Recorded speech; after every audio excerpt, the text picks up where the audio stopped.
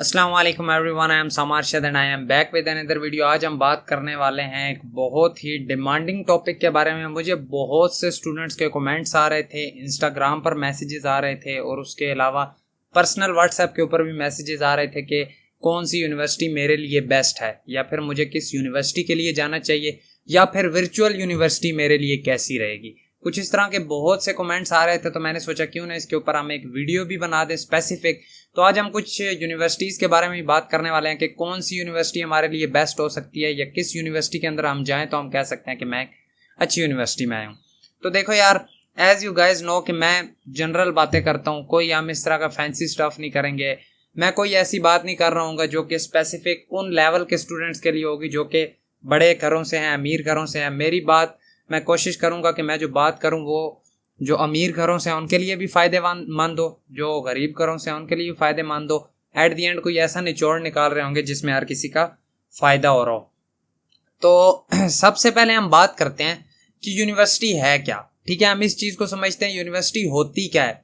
देखो, जब भी हम अपने कॉलेज डेज को ख़त्म करके आगे यूनिवर्सिटी के लिए निकलते हैं तो हमने क्या करना होता है कि 4 साल हैं हमारे पास जहाँ पर हमने अपना टाइम इन्वेस्ट करना है, जहाँ पर हमने खूब पढ़ाई करनी है। अब वहाँ से निकलने के बाद एट दी एंड, निकलने से पहले ही बल्कि एट दी एंड, हमने एक फाइनल ईयर प्रोजेक्ट बनाना होता है जिसकी बेसिस पर हमें डिग्री मिल रही होती है।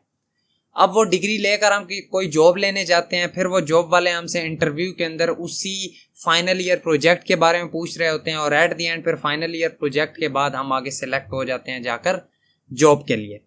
अब ये सारी बात करने का मकसद ये था कि एट दी एंड हमारा फोकस क्या होता है कि हमें एक अच्छी जॉब मिल जाए। तो मैंने आपको पूरा प्रोसेस बता दिया कॉलेज के बाद, जो करने के बाद आप जॉब के लिए जा सकते हो। तो क्या इस पूरे प्रोसेस के अंदर मैंने आपको कहीं पर भी ये बताया है कि यार आप फलां यूनिवर्सिटी से पढ़ोगे तो आप एक अच्छी जॉब के लिए प्लेस्ड हो जाओगे, या आप फलां यूनिवर्सिटी से पढ़ोगे तो फिर ही आपको जॉब मिलेगी? ये बात स्पेसिफाइड नहीं है कि हमने इस यूनिवर्सिटी से पढ़ना होता है तो हमें जॉब्स मिलती हैं, अदरवाइज हमें नहीं मिलती। ठीक है, तो आई डोंट नो वाई कि स्टूडेंट्स इस चीज़ को बहुत ज़्यादा हाइप दे देते हैं कि यार मैं किस यूनिवर्सिटी के अंदर जाऊं, मैं कौन सी यूनिवर्सिटी में जाऊंगा तो मेरे लिए अच्छा रहेगा। हाँ, बट अगेन यहाँ पर मैं ये चीज़ नहीं कह रहा कि आपने अच्छी बड़ी यूनिवर्सिटीज़ के अंदर नहीं जाना, आपने जस्ट छोटी यूनिवर्सिटीज़ के अंदर ही जाना है। मैं ये बात नहीं कर रहा। मैं ये बात करना चाह रहा हूँ आज यहाँ पर कि देखो, यूनिवर्सिटी हमेशा हम अपनी अफोर्डेबिलिटी के हिसाब से पिक कर रहे होंगे। ठीक है, जो यूनिवर्सिटी हम अफोर्ड कर सकते हैं हम उस यूनिवर्सिटी के अंदर जा रहे होंगे। ये बहुत अच्छी बात है कि अगर आपके पास ज़्यादा पैसे हैं, आप फास्ट में चले जाते हैं, आप नस्ट में चले जाते हैं, आप कॉमसैट्स में जाते हैं, नमल यूनिवर्सिटी में गए, बड़ी बड़ी यूनिवर्सिटीज़ हैं, आप यहाँ पर जाते हैं, बहुत अच्छी बात है, आप जाएँ।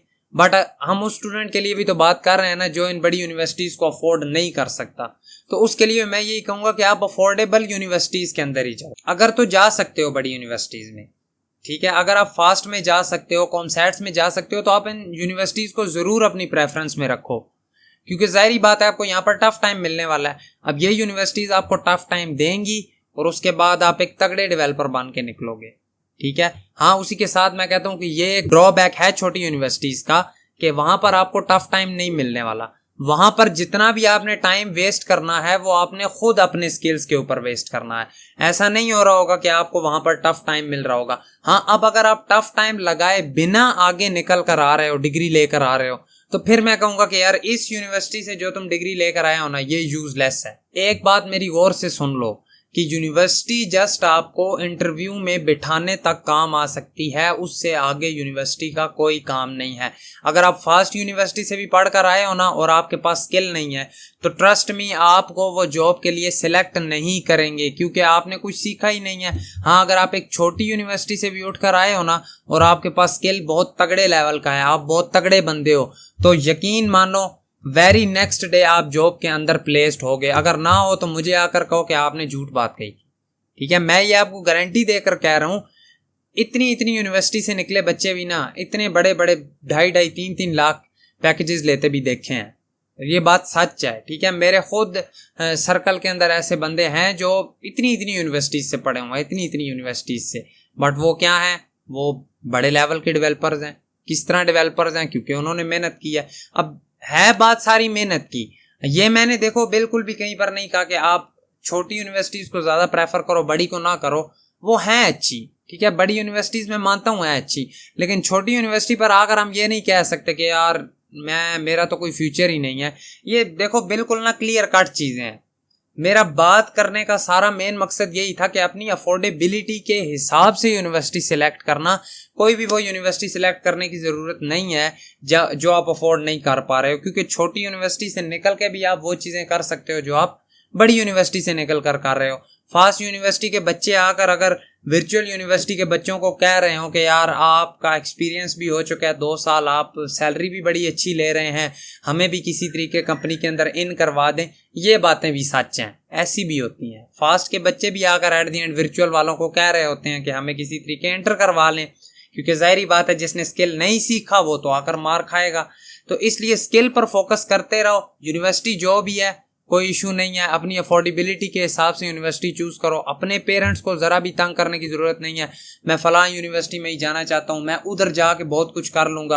हाँ, आप किसी नॉर्मल यूनिवर्सिटी में अगर एडमिशन ले पा रहे हैं इजीली तो आप वहाँ पर ले लें, अगर आपके लिए बड़ी यूनिवर्सिटी में जाना मुश्किल है।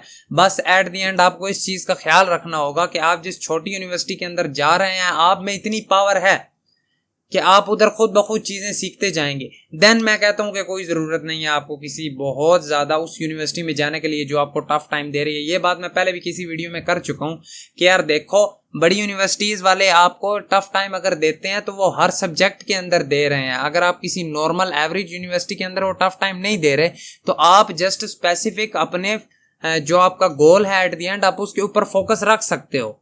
मतलब मैं अगर कहता हूँ कि मैं छोटी यूनिवर्सिटी में पढ़ रहा हूँ तो इसका मुझे ये फ़ायदा है कि मैं एट द एंड अगर मैं सॉफ्टवेयर इंजीनियर बनना चाहता हूँ तो मैं अपना फुल टाइम इसके ऊपर वेस्ट कर पा रहा हूँ, ये मुझे बेनिफिट है। हाँ, अगर मैं किसी बड़ी यूनिवर्सिटी में पढ़ रहा हूँ तो मैं कहता हूँ कि यार फिजिक्स है, फिजिक्स के भी इतने सवाल याद करने हैं, जबकि मेरा तो फिजिक्स के साथ कोई लेना देना ही नहीं है, मैं एट द एंड एक सॉफ्टवेयर इंजीनियर बनना चाह रहा हूँ। अगर मैं कहता हूँ कि यार मैथ का आगे बहुत सारा पड़ा हुआ है, मैं कहता हूँ इंग्लिश आ गई, उसकी इतनी चीज़ें करनी है, अब मुझे इन सब चीज़ों के ऊपर बहुत सारी असाइनमेंट्स, बहुत सारी चीज़ें मिलने वाली हैं जो मैं आल्सो मेंटेन कर रहा हूँ। लेकिन उसी के साथ मैं अगर छोटी यूनिवर्सिटी में हूँ तो मुझे उन चीज़ों की टेंशन नहीं है, वो मैं लास्ट डे पेपर वाले दिन भी बैठकर रेडी कर सकता हूँ। और एट द एंड मैं अपना ओवरऑल पूरे 4 साल कहाँ पर ज़ाया कर रहा हूँगा, अपनी सॉफ्टवेयर इंजीनियरिंग के ऊपर कि यार मैंने एक सॉफ्टवेयर इंजीनियर बनना है, इसके लिए मुझे जो जो चीज़ें सीखनी है वो मैं सीख रहा हूँगा। तो बाकी कुछ यही था आज का टॉपिक। आई होप सो आपको समझ आई होगी। देखो, यूनिवर्सिटीज़ सिर्फ आपको इंटरव्यू तक लेके जाने के लिए काम आ रही हैं, उसके अलावा यूनिवर्सिटीज़ का कोई काम नहीं है। अच्छे से पढ़ो, अच्छे से लगन से खुद ब खुद करो, चीज़ें सीखते जाओ। एट द एंड आपने फाइनल ईयर प्रोजेक्ट जो बनाना है वो आपका किसी स्टैक के ऊपर बनेगा। आप मर्न स्टैक सीख रहे हो, आप मीन स्टैक सीख रहे हो, आप PHP कर रहे हो, या फिर आप लारावेल वाली साइड गए, या आप उधर C# वाली साइड गए। आप जिस साइड पर जाओगे AI मशीन लर्निंग, जहाँ पर भी उस चीज़ से रिलेटेड आपने प्रोजेक्ट बनाना है, वही प्रोजेक्ट फाइनल ईयर प्रोजेक्ट आप अपने रिज्यूमे के अंदर लगा रहे होगे, उसी के रिलेटेड क्वेश्चन पूछे जाएंगे और वही चीज़ें आपको प्लेस्ड करवा रही होंगी। तो आई डोंट थिंक सो इस सारे सर्कल के अंदर कहीं यूनिवर्सिटी का नाम आ रहा था। बाकी कहीं पर जो थोड़े बहुत ड्रॉबैक्स आ जाते हैं उनका इतना इशू नहीं होता। बाकी आई होप सो आपको आज की वीडियो की समझ आई होगी। अगर तो वीडियो पसंद है, वीडियो को लाइक करना, चैनल पर नए हो सब्सक्राइब करना। मिलेंगे आपसे आपकी नेक्स्ट वीडियो में। Thank you so much and Allah Hafiz.